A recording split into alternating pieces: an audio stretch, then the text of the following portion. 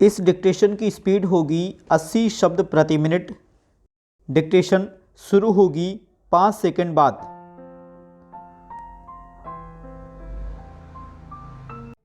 Start. सभापति महोदय, सदन के समक्ष दहेज प्रथा के संबंध में जो विधेयक प्रस्तुत किया गया है वह बहुत ही उपयोगी तथा महत्वपूर्ण विधेयक है।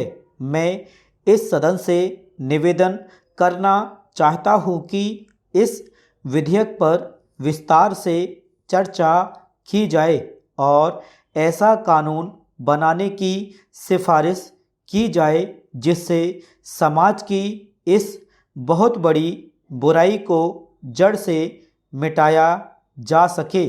मैं यह भी मानता हूँ कि समाज की इस बुराई को कानून के द्वारा जल्दी दूर नहीं किया जा सकता है।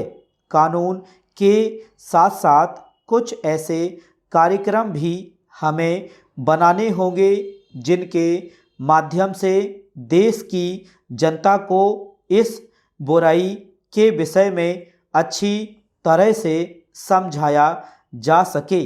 पर दहेज प्रथा पुराने समय में हिंदू धर्म में प्रचलित थी, लेकिन अब धीरे धीरे यह प्रथा सभी धर्मों में बीमारी की तरह फैल चुकी है।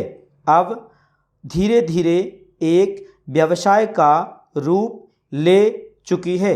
हिंदू समाज में विवाह भी एक पवित्र धार्मिक कार्य माना जाता था, लेकिन उसके साथ साथ धन दौलत और लेन देन का व्यवसाय भी जुड़ गया है।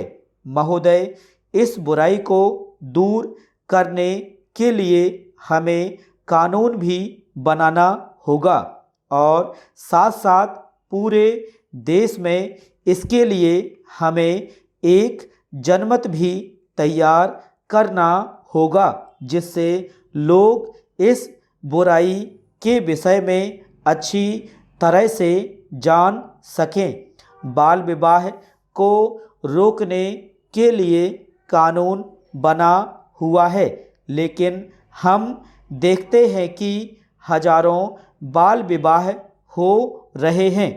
इसका पता ना तो सरकार को है और ना ही ऐसे लोगों को सज़ा मिलती है। इसलिए केवल कानून बनाकर बैठ जाना उचित नहीं है। सरकार को समय समय पर इस बात का भी पता लगाना चाहिए कि कानून का पालन हो रहा है या नहीं।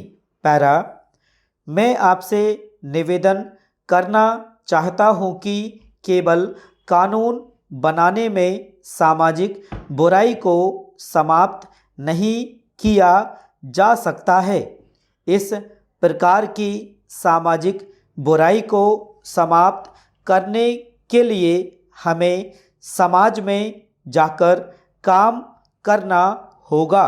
आम जनता को घर घर जाकर दहेज जैसी बुरी प्रथा के विषय में जानकारी देनी होगी। उन्हें यह भी बताना होगा कि यदि इस प्रथा को समाप्त नहीं किया गया तो उनका विकास कभी भी नहीं हो सकेगा और वे सदा गरीबी में अपना जीवन बिताते रहेंगे। इस कार्य के लिए हमें देश में ऐसी संस्थाएं बनाने का प्रयत्न करना होगा जो देश सेवा की भावना से काम कर सकें। स्टॉप।